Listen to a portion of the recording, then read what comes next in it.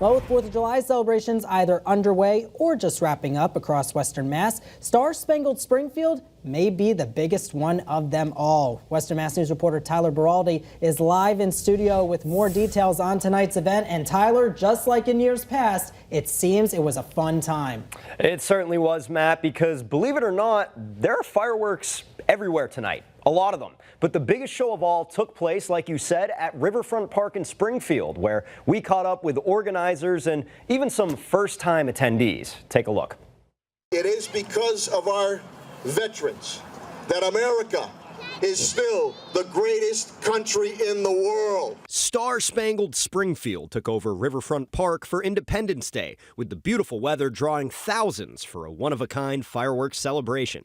Local leaders like Mayor Dominic Sarno and Springfield Police Superintendent Larry Akers opened the event, honoring the Western Mass veterans who make the 4th of July a holiday worth celebrating, including Colonel David Halassi-Kuhn, a 104th Fighter Wing commander who spoke before the flyover.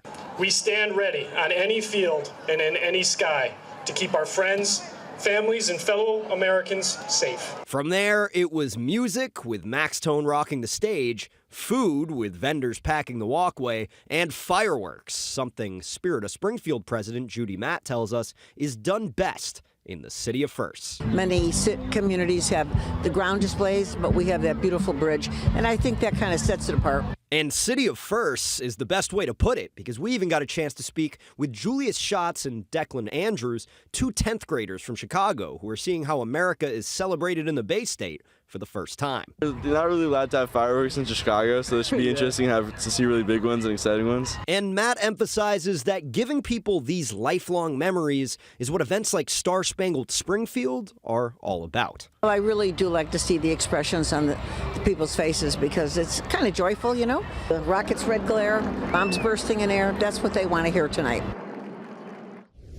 Now, road closures that were in effect throughout the day from Memorial Bridge to Exit 5 on I-91 north and south are expected to end by the end of the night. For now, reporting in studio, Tyler Beraldi, Western Mass News.